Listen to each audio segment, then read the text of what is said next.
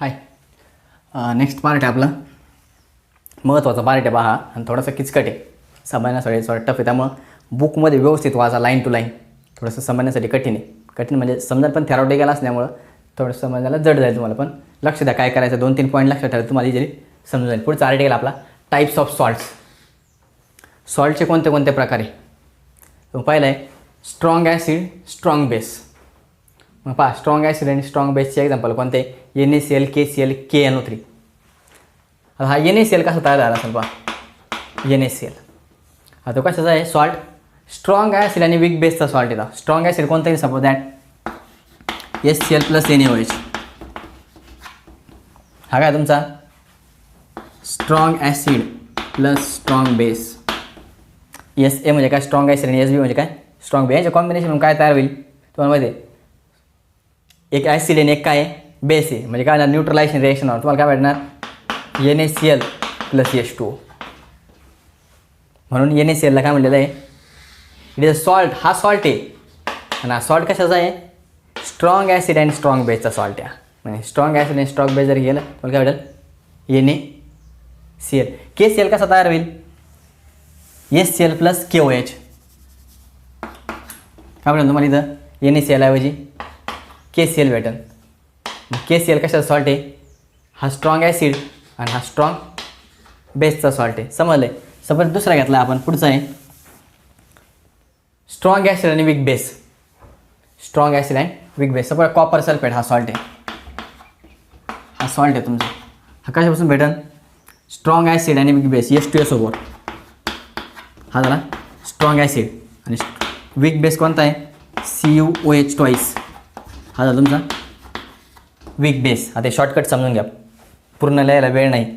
Strong acid and weak base हा weak base आहे copper hydroxide. मग काय भेटेल याच्यापासून पहा कॉपर आणि SO4 तुम्हाला भेटेल CuSO4 प्लस हे 2 H आणि हे 2 OH ट्वाईस H2O. मग हे जे सगळे NH4Cl CuCl2 CuSO4 हे काय आहेत salt of strong acid and weak base. पुढचे weak acid and strong base कोणता आहे तो CH3CONa हा सॉल्ट आहे.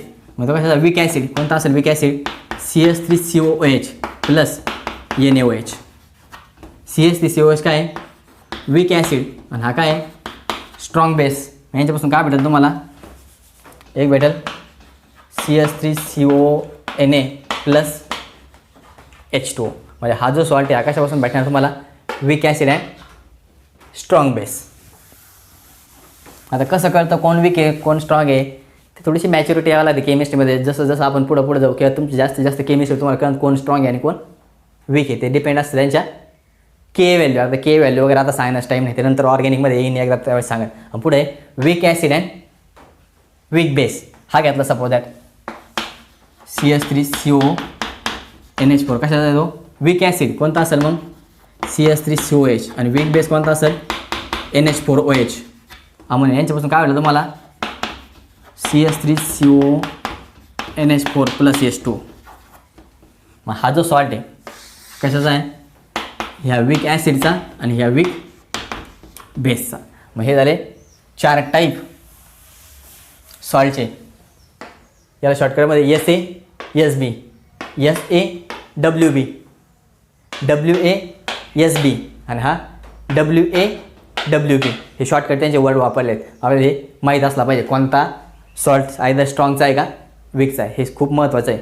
बुकमध्ये दिलेले एक्झाम तुम्ही बघून घ्या. मी पण हे पुढची टर्म बघायची आपल्याला हायड्रॉलिसिस. आता हे मी रफ करून टाकतो तुम्हाला बुकमध्ये पण भेटत नाही. हायड्रॉलिसिस कशाला म्हणतात पहा हायड्रॉलिसिसचा डिफाईन कसं करणार it is defined as the reaction in which hydrolysis हे काय रिॲक्शन इन विच काय होतं आहे ions of the salt reacts with water. या रिॲक्शनमध्ये काय होतं ions of the salt reacts with water to form काय फॉर्म करतात either acidity basicity or neutrality. म्हणजे सपोज दॅट हायपोथेटिकल घेतलं मी AB हा काय एक सॉल्ट आहे. मग तो कशाबरोबर रिॲक्ट होणार वॉटर बरोबर रिॲक्ट होणार. काय म्हणलं it is defined as the reaction in which ions of the salt reacts with water. मग याचं डिसोसिएशन कसं होईल A + B- आणि हे A + B- वॉटर बरोबर रिॲक्ट होऊन ते जे सोल्युशन आहे तयार होणार ते आयदर काय असणार ॲसिडिक असेल किंवा बेसिक असेल किंवा न्यूट्रल असेल, क्रिएट करतात.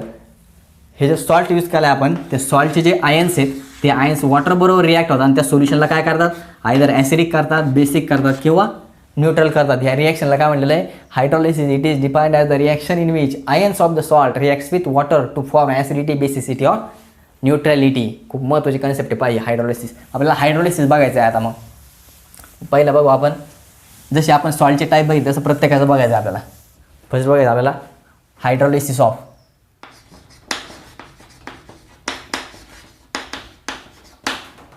Salt of strong acid and strong base. Strong acid आणि स्ट्रॉंग बेसचं काय बघायचं आपल्याला, हायड्रोलिसिस. याचं एक्झाम्पल काय घेणार आपण, NaCl. NaCl कशापासून भेटेल तुम्हाला, स्ट्रॉंग ॲसिड कोणतं भेटेल, HCl, आणि स्ट्रॉंग बेस Na. हा आहे तुमचा Sa आणि हा काय Sb. मग NaCl वॉटरमध्ये टाकल्यानंतर त्याचे आयन्स तयार होईल. काय होईल, डेफिनेशनप्रमाणे जाऊ आपण. NaCl वॉटरमध्ये पुट केलं तर काय होणार, त्याचा Na प्लस Cl मायनस हे दोन आयन तयार होतील, बरोबर की नाही. This are the ions of this salt. मग हे सॉल्टचे जे आयन्स आहेत हे जर वॉटरबरोबर रिॲक्ट झाले, वॉटरबरोबर काय तयार होईल, suppose Na plus Cl minus reacts with water. कारण हायड्रोलिसिसची डेफिनेशनच काय, ions of the salt reacts with water to form. काय रिॲक्शन होईल पाहिजे पासून, Na यातला OH घेईल किंवा Cl मायनस यातला Cl घेईल, काय मिळेल तुम्हाला HCl प्लस NaOH, बरोबर का नाही. हेच HCl आणि NaOH कशाबरोबर, वॉटरबरोबर रिॲक्ट होईल. HCl plus NaOH reacts with water. काय भेटेल तुम्हाला, हा H वॉटरकडे जाईल, तुम्हाला भेटेल H3O प्लस, यातला एक Cl मायनस, बरोबर का नाही, plus Na plus OH minus, बरोबर का. इथला एक H प्लस कुठे गेला आहे, वॉटरकडे गेला, म्हणून हा H3O प्लस तयार झाला. Cl मायनस आहे तसा, Na प्लस आहे तसा, OH मायनस आहे तसा. मग तुम्ही जर बघितलं, हे तुमचे रिॲक्टंट आणि हे प्रोडक्ट्स दोन्ही साईड सारखं आहे. रिॲक्टंटच्या साईडकडे सेम आयन आहे, प्रोडक्ट पण कडे काय आहे, सेम आयन. याचा अर्थ काय, concentration of H3O plus is equal to concentration of OH minus. कारण की रिॲक्शन होऊन पण आयन बदलले नाही. रिॲक्शनच्या अगोदर जे आयन्स आहेत तेच रिॲक्शनच्या नंतर आयन्स आहे. म्हणजे सॉल्टचे जे आयन्स आहे ते वॉटरबरोबर रिॲक्ट झाले, हे तयार केलं, आणि हे पण वॉटरबरोबर रिॲक्ट झाले, काय म्हटलं तुम्हाला हेच आयन्स भेटले. म्हणजे before the reaction and after the reaction the ions are same. याचा अर्थ काय, आयन जर सेम आहे तर H3O प्लस आणि OH मायनसचं कॉन्सन्ट्रेशन काय सेम आहे. मग याचा अर्थ काय, याचा अर्थ काय, ions of salt of strong acid and strong base does not reacts with water. याचा अर्थ काय घ्यायचा, ions of salt of strong acid and strong base does not reacts with water. Strong acid आणि स्ट्रॉंग बेसचे जे salts आहेत, म्हणजे जेवढे salt strong acid आणि स्ट्रॉंग बेसचे असेल ते वॉटरबरोबर रिॲक्ट होत नाही. जर वॉटरबरोबर रिॲक्ट होत नाही तर ते सोल्युशन ऑब्वियसली काय असलं पाहिजे, जर दोन्हीचं कॉन्सन्ट्रेशन सेम आहे त्याचा अर्थ काय, द सोल्युशन इज न्यूट्रल. मग थंब रूल लक्षात ठेवा, जर आयन हा स्ट्रॉंग ॲसिड किंवा स्ट्रॉंग बेसचा असेल तर तो पाण्याबरोबर रिॲक्ट होत नाही. जर पाण्याबरोबर रिॲक्ट होत नाही तर there is no question of acidity and basicity. Solution will be the neutral. त्यामुळे हे खूप सोपं होतं. स्ट्रॉंग ॲसिड आणि स्ट्रॉंग बेसचं सोल्युशन काय असतं, न्यूट्रल. आणि थंब रूल काय भेटला आपल्याला, ions of salts of strong acid and strong base does not react with water. Next बघायचं आपल्याला hydrolysis of salts of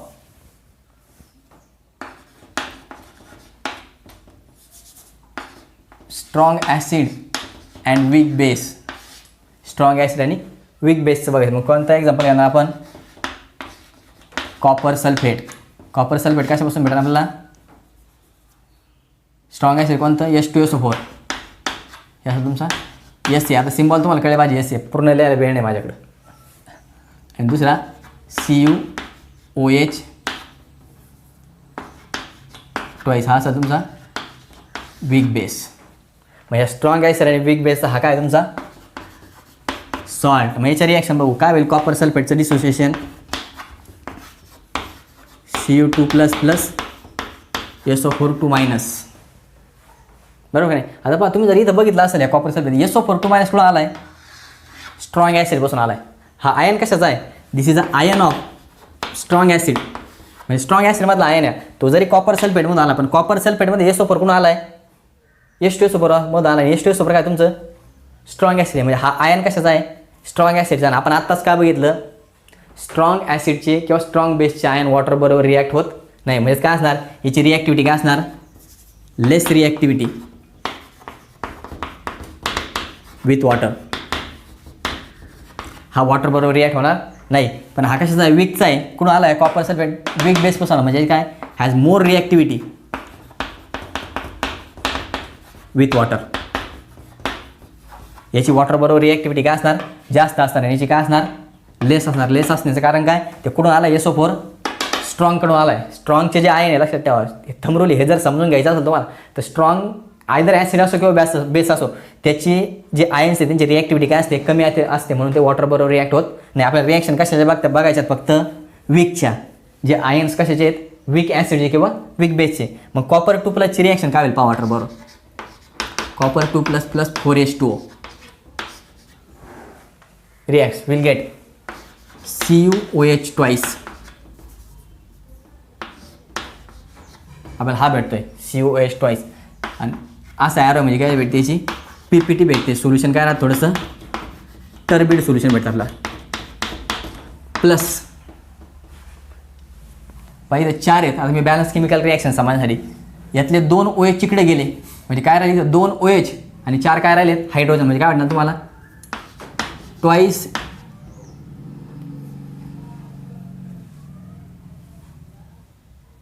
H3O+. पहा इथं किती होते, 8 हायड्रोजन होते बरोबर नाही. 4 आणि 2 8.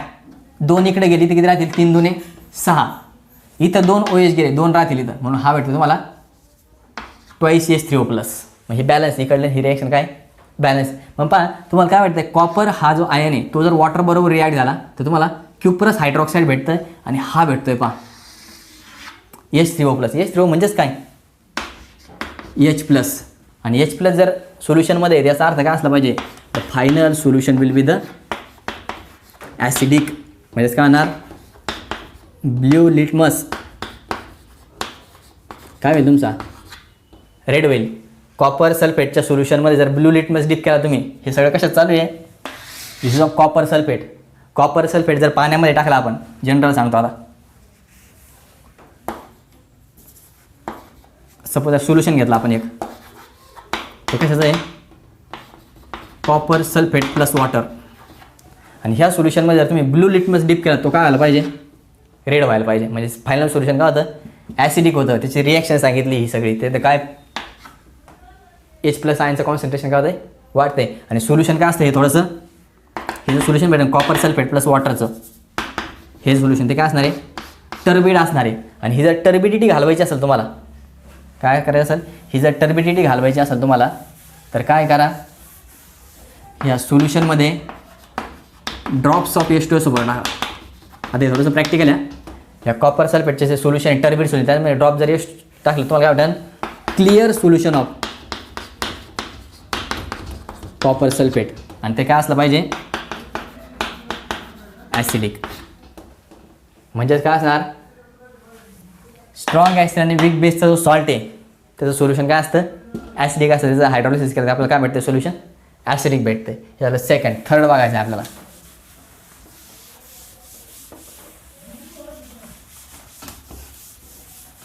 Hydrolysis of salt of weak acid and strong base. weak acid आणि strong base. weak acid चे कोणता घ्या आपण आता, CH3CONA. हा कशापासून तयार होईल, weak acid कोणता असेल, CS3COH असं तुमचं WA प्लस NaOH हा काय असं तुमचा स्ट्रॉंग बेस. हा वीक ॲसिड हा काय स्ट्रॉंग बेस. यांच्यापासून काय भेटेल तुम्हाला CS3CONA. मग पाहायचं काय होईल CS3CONA. यापासून कोणते आयन भेटतील CS3CO minus plus Na plus. आता पहा Na प्लस कुठून आला आहे NaOH मधून बरोबर नाही. हा Na प्लस कुठून आला NaOH मधून. मग NaOH मधून हा काय स्ट्रॉंग बेस आहे. मग हा स्ट्रॉंगपासून जर आयन स्ट्रॉंगचा असेल, हा जर आयन स्ट्रॉंग बेसचा असेल तर हा याला काय असणार लेस रिॲक्टिव्हिटी विथ वॉटर. याची वॉटर बरोबर काय असणार लेस रिॲक्टिव्हिटी काय असणार मोर रिॲक्टिव्हिटी विथ वॉटर. म्हणजे रिॲक्ट कोण होणार वॉटर बरोबर हा होणार आहे. मग काय होतं आहे पाहायचं CS3CO मायनस प्लस H2O काय होईल हा याच्यातून H प्लस घेईल. म्हणजे काय वाटेल तुम्हाला CS3COH प्लस OH मायनस. काय भेटतं सोल्युशनमध्ये वॉटर बरोबर रिॲक्ट झाल्यानंतर OH मायनस भेटतं आणि OH मायनस भेटतं. म्हणजे हा सोल्युशन काय असलं पाहिजे ऑब्वियसली बेसिक असलं पाहिजे. कारण हा Na प्लस रिॲक्ट होणार नाही वॉटर बरोबर रिॲक्ट कोण होईल CS3CONA. म्हणजे जर तुमचा सॉल्ट हा जर वीक ॲसिड स्ट्रॉंग बेसचा असेल तर final solution will be the basic. मग पहा जनरल तुम्हाला एक टेबल लक्षात राहायला पाहिजे. जर तुमचा सॉल्ट स्ट्रॉंग ॲसिड स्ट्रॉंग बेसचा असेल तर सोल्युशन काय असतं न्यूट्रल. जर स्ट्रॉंग ॲसिड वीक बेसचा असेल तर ॲसिडिक आणि वीक ॲसिड स्ट्रॉंग बेसचं जर असेल तर काय असतं ते बेसिक. आपण 3 बघितलं बाय युझिंग याचं पण एक्झाम्पल घेतलं NaCl. याचं काय एक्झाम्पल घेतलं होतं NaCl. याचं काय भेटलं होतं CuSO4 आणि याचं काय भेटले CS3CONA. म्हणजेच आपण जर हे सोल्युशन घेतलं शेवटचं सांगतो मी एका बेकरमध्ये सोल्युशन घेतलं कशाचं it's a solution of CS3CONA. तर हे काय आहे बेसिक आहे. बेसिक म्हणजे काय होणार रेड लिटमस कन्वर्जन कशामध्ये होईल ब्ल्यूमध्ये घेईल. तुम्ही सोडियम ॲसिडेटचं सोल्युशन घ्या. हा काय सोडियम ॲसिडचं सोल्युशन घेतलं त्यामध्ये जर रेड लिटमस डिप केला तर ऑब्वियसली सोल्युशन काय येईल ब्लू होईल. याचा अर्थ काय सोल्युशन बेसिक आहे. त्यामुळे ह्या तिन्ही गोष्टी खूप महत्त्वाच्या आहेत आणि डिपेंड करतं ते आयन्स कोणते तयार होतात आणि कोणता आयन मोर रिॲक्टिव्ह आणि कोणता आयन लेस रिॲक्टिव्ह. खूप इंटरेस्टिंग पार्ट आहे. बुकमध्ये लाईन टू लाईन व्यवस्थित रीड करा. लाईन टू लाईन रीड करायचं रायटरचं काय म्हणणं आहे ते पाहायचं आणि त्या रिॲक्शनवरती फोकस करायचा. तुम्हाला फक्त एवढंच लक्षात ठेवायचं कोण लेस रिॲक्टिव्ह आणि कोण मोर रिॲक्टिव्ह. रिॲक्शन झाल्यानंतर काय तयार होतं आयदर H प्लस तयार होतं की OH मायनस आयन तयार होतं. त्याच्यावर तुमची ॲसिडिटी बेसिडिटी न्यूट्रल. हे तर सोपंच आहे. तिथं न्यूट्रलला तुम्हाला फक्त हे 2 लक्षात ठेवायचे आहेत. समजलं. आता आपल्याला लास्ट बघायचं आहे hydrolysis of salt of weak acid and weak base. पण याच्यात 3 कंडिशन आहे 3 कंडिशन्स आणि ह्या 3 कंडिशन आपण नेक्स्ट लेक्चरला बघणार आहोत. पुढच्या लेक्चर पहा तुमची जी मुदत दिली होती फीस जमा करण्याची ती संपत आलेली आहे. 30 तारखेला तुमची फीस जमा करण्याची मुदत होती. याच्यानंतर जे काय होईल लेक्चर कमी जास्त होतील कुणी ऑनलाईन घेईन कुणी बंद करतील ती सर्वस्वी तुमची जबाबदारी. तुम्ही बघून घ्या. आता लेक्चर काय करायचं ते तुम्हाला 1-2 दिवसात सूचना भेटतील. ते अकॉर्डिंग प्रॉपर युअर फीस कोणी कशी फी जमा केली त्याच्यानुसार भेटेल ते तुम्हाला. ज्यांनी फी भरली त्यांचा काय प्रॉब्लेम नाही त्यांचे लेक्चर कंटिन्यू होतील. पण ज्यांनी नाही भरली त्यांनी आपलं बघून घ्या काय करायचं पुढं. भेटूया नेक्स्ट लेक्चरमध्ये.